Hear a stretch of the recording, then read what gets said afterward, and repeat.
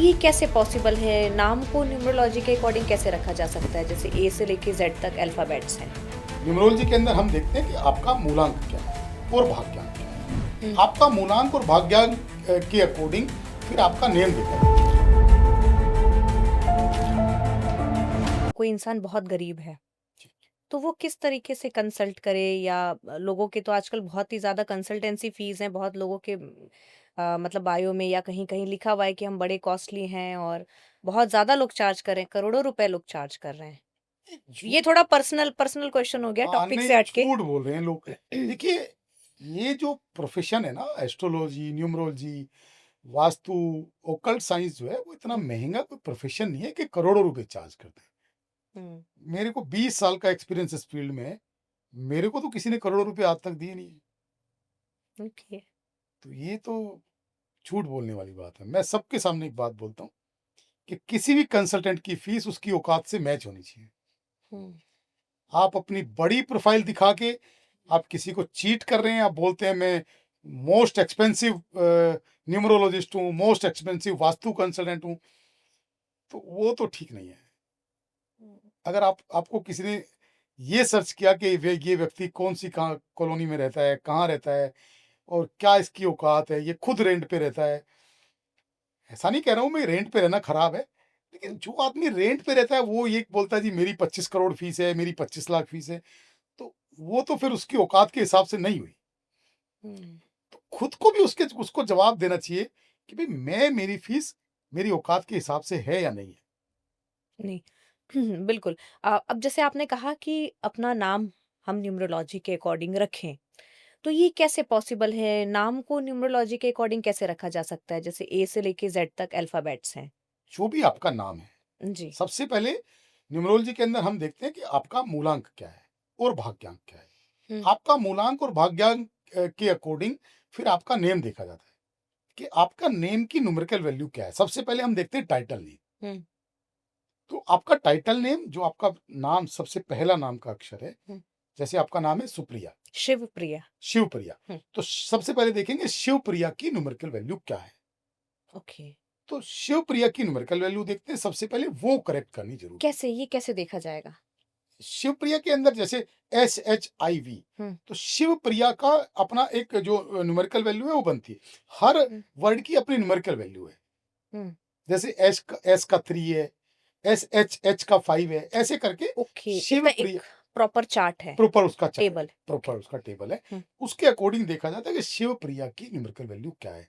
तो सबसे पहले हम आपके मूलांक और भाग्यांक को देखते हुए आपके जो शिवप्रिया आपका टाइटल नेम है उसको सबसे पहले करेक्ट करते हैं। जैसे 24 तारीख को मैं पैदा हुई हूँ, ओके। तो 6 हो गया हाँ और पूरा टोटल करने पे 1 आता है।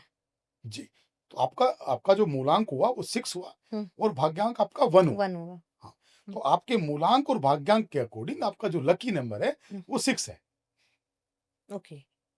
तो आपके जो नाम की न्यूमेरिकल वैल्यू आनी चाहिए वो 6 पे आनी चाहिए। तो सबसे पहले देखते हैं शिवप्रिया, हुँ, उसके बाद क्या लिखते हैं आप? सिंह। सिंह। तो फिर हम देखते हैं आपका जो अच्छा, आपका सरनेम भी पूरा सरनेम आपका क्या है। कैलकुलेट होगा। तो ओके। उसके बाद देखते हैं कि हुँ, शिवप्रिया सिंह का टोटल न्यूमेरिकल वैल्यू क्या है। अब हुँ, फिर वो चेक करते हैं कि वो आपके मूलांक और भाग्यांक के अकॉर्डिंग हुँ, करेक्ट है कि नहीं है। अब उसमें कोई भी करेक्शन करके हुँ, जो आपके लिए सटीक बैठे 3-4 तरह के ऑप्शन उसमें देते हैं। अब मान लो हमने लिखा शिवप्रिया हुँ, के सिंह, अब आपको के पसंद नहीं आया, हुँ, तो फिर हम देखते हैं कि हम सिंह के अंदर क्या करेक्शन कर सकते हैं। हुँ, या फिर आपका, अगर आपका सूर्य वीक है हुँ। तो हम आपका बीच में फादर्स नेम ऐड कर सकते हैं। वीक है तो फादर्स नेम ऐड करेंगे। हाँ, फादर्स नेम ऐड करेंगे। ओके। तो मान लो आपका सूर्य वीक है, तो सूर्य हुँ, को स्ट्रॉन्ग करने के लिए सबसे जरूरी क्या है कि आप फादर की एनर्जी ले लो। हुँ। तो फादर की एनर्जी लेने के लिए फादर का के नाम का पहला अक्षर, अगर वो उससे आपकी न्यूमेरिकल वैल्यू करेक्ट हो जाती है तो आपके फादर। मैंने ऐसे बहुत सारे लोगों को देखा है, जो 6 नंबर से जुड़े हुए हैं। कोई करोड़पति है और किसी के पास 10 रुपए भी नहीं है। तो हम ये कैसे मान लें कि 6 नंबर शुक्र का है और जिसका 6 नंबर है वो बहुत ही लग्ज़री लाइफ़स्टाइल अपना स्पेंड करने वाला है? देखिए, ऐसा नहीं है कि 1 नंबर व्यक्ति वो राजा ही बनेगा हुँ, या 6 नंबर व्यक्ति वो बहुत लग्ज़री हासिल करेगा, ऐसा बिल्कुल भी ज़रूरी नहीं है। ज़रूरी है कि एक नंबर व्यक्ति काम क्या करता है। हम्म, अब जैसे न्यूमरोलॉजी के अंदर है कि एक नंबर जो है वो सूर्य का नंबर है। हम्म, अब ये सबको मालूम है कि सूर्य ग्रहों का राजा है। अब अगर एक नंबर के बारे में जानना चाहते हो तो एक नंबर की आप कभी ईगो हर्ट करके देखना। हम्म, एक नंबर व्यक्ति की इतनी जबरदस्त ईगो होती है कि विद इन सेकेंड्स वो हर्ट हो जाते हैं। इतना कॉन्फिडेंट होते हैं कि उनको कभी भी किसी चीज से डर ही नहीं लगता। हम्म, एक नंबर व्यक्ति कभी किसी का बुरा नहीं कर सकते। एक नंबर व्यक्ति बिना मांगे मदद करते हैं। एक नंबर व्यक्ति रियल में एक नंबर होते हैं। और एक नंबर व्यक्ति अगर सीधे तरीके से चलता है तो वो जरूर राजा बनता है। राजा का मतलब वो किसी देश का राजा नहीं बनेगा, लेकिन ऐसा नहीं कह रहा हूं मैं कि एक नंबर व्यक्ति किसी देश का राजा बन जाएगा, लेकिन एक नंबर व्यक्ति का इंटरेस्ट होता है कि मैं कुछ भी करूं, मैं लीड करूं। वो होता ही लीड करने के लिए है। वो अपने घर में भी लीडिंग उसकी क्वालिटी होती है, जिस समाज में रहता है वहां भी उनकी लीडिंग क्वालिटी होती है, और जहां वो जिस देश में रहता है वहां भी उनकी लीडिंग क्वालिटी होती है। पॉलिटिक्स एक नंबर के ब्लड में होती है, उनके खून में पॉलिटिक्स है। अब एक नंबर व्यक्ति बर्बाद कब होता है? जैसे आपने कहा कि एक नंबर व्यक्ति भी ऐसे नहीं है कि राजा का नंबर है, सूर्य का नंबर है। बिल्कुल। एक नंबर व्यक्ति बर्बाद जब होता है जब वो बहुत मेहनत मजदूरी वाले काम करता है, जब वो बहुत पसीना बहाने वाले काम करता है, क्योंकि वो जो मेहनत मजदूरी का जो काम है वो सैटर्न का, शनि का काम है। और सूर्य और शनि पिता पुत्र हैं लेकिन शत्रु हैं। उनकी आपस में बाउंडिंग, आपस में केमिस्ट्री अच्छी नहीं है। तो अगर आप एक नंबर हैं तो आप सूर्य वाले ही काम करें या राजा वाले ही आप काम करें। आप बहुत मेहनत मजदूरी वाले काम ना करें, आप स्मार्ट वर्क करें, माइंड से मेहनत करें।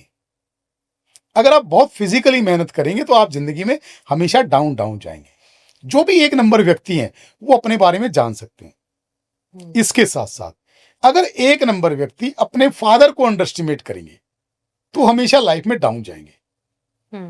मैं कभी नहीं कहता हूं कि आप प्लैनेट्स के लिए आप बहुत पूजा पाठ करें, बिल्कुल नहीं करें। कोई उपाय करें, बिल्कुल नहीं करें। कोई स्टोन पहने, बिल्कुल नहीं पहने। कुछ नहीं करें। जो आपके नंबर्स हैं उनसे रिलेटेड आपके जो फैमिली मेंबर्स हैं, आप उनको खुश रखो तो आपके प्लैनेट खुश। एक नंबर व्यक्ति के लिए चाहिए कि वो अपने फादर से कनेक्शन अच्छे बना के रखे। ऐसे कोई शब्द नहीं बोले जिससे फादर का दिल दुखे। फादर के साथ बैठ के टाइम स्पेंड करे, उनके लाइफ के एक्सपीरियंस को सुने। मैं मानता हूं कि जनरेशन गैप है, थोड़ा बहुत उनके सोचने समझने की चीजें अलग हो सकती हैं, लेकिन एक नंबर व्यक्ति अगर फादर के साथ बाउंडिंग बना के और उनके एक्सपीरियंस सुनेगा, फादर को खुश रखेगा, फादर के साथ टाइम स्पेंड करेगा, तो जीवन में बहुत बड़ा मुकाम हासिल कर सकते हैं। तो मतलब ऐसे में सिर्फ शनि से जुड़े हुए जो लोग हैं जैसे 8 नंबर वाले, वो कभी राजा जैसे लाइफस्टाइल अपना स्पेंड नहीं कर सकते? बिल्कुल कर सकते हैं, क्यों नहीं कर सकते? अभी आपने जैसे कहा कि सारा जो मजदूरी करने का काम है वो शनि का काम है। नहीं नहीं नहीं, ये नहीं कहा मैंने, ये नहीं कहा। मैं ये कहा कि जो 8 नंबर वाले व्यक्ति हैं, 8 नंबर का 8 जो नंबर है वो शनि का नंबर है। अब 8 नंबर के व्यक्ति बहुत फिजिकल मेहनत करते हैं, उनकी आदत होती है, नेचर में होता है, क्योंकि वो सैटर्न का नंबर है। अब वो जितना मेहनत करेंगे, जितना पसीना बहाएंगे, जितना फिजिकल वर्क करेंगे, उतना लाइफ में उनको सक्सेस मिलेगी। ओके। आपने बहुत लोग ऐसे देखे होंगे कि बहुत ट्रेवल करते हैं, बहुत मेहनत करते हैं, 15-15 घंटे मेहनत करते हैं, तब उनको सक्सेस मिलती है। बहुत सारे ऐसे लोग देखे होंगे कि वो 2 घंटे ऑफिस में जाएंगे, स्मार्ट वर्क करेंगे और अपना उसी में लाखों बैठ के कमाते हैं। डिपेंड करता है कि आपकी डेस्टिनी क्या है। आपकी डेस्टिनी, एक नंबर व्यक्ति भी बर्बाद है और कई ऐसे लोग भी हैं जो जिनको आप, हालांकि नंबर न्यूमरोलॉजी के अंदर कोई भी खराब नहीं है, लेकिन कई नंबर ऐसे भी हैं जिनको आप बहुत डाउन नंबर बोलते हैं, जिनकी एनर्जी बहुत अच्छी नहीं है, जिनको हर आदमी चीट करते हैं, वो भी बहुत ऊपर है, वो भी बहुत सक्सेस है। इसके साथ साथ डिपेंड करता है कि आपके जो मूलांक और भाग्यांक है उसके साथ साथ आपका नेम की स्पेलिंग क्या है। न्यूमरोलॉजी के अंदर डिपेंड करता है। जैसे आपने क्वेश्चन पूछा था कि एक नंबर व्यक्ति है, अब होना उसको राजा चाहिए लेकिन वो भी बर्बाद है। तो बहुत लोग ये कहते हैं कि न्यूमरोलॉजी कुछ नहीं होता, न्यूमरोलॉजी के अंदर कुछ नहीं है, नेम करेक्शन से क्या होता है, ये तो अमीर लोगों के चोचले। ऐसा नहीं है। ये सेलिब्रिटीज लोग करते हैं। अब हर आदमी जानना चाहता है कि मेरा लाइफ में अगर मैं पीछे हूं तो उसका रीजन क्या है। हम्म।